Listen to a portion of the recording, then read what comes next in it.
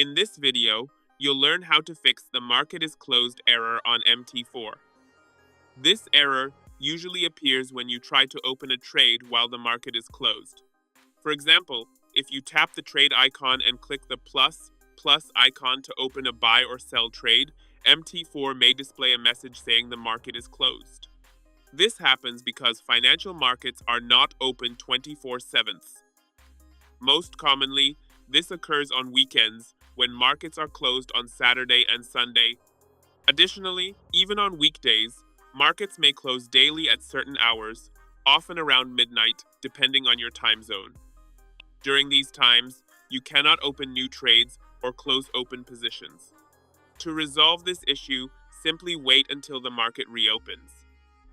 Once trading hours resume, you'll be able to open new trades or close any running positions without encountering the market is closed error.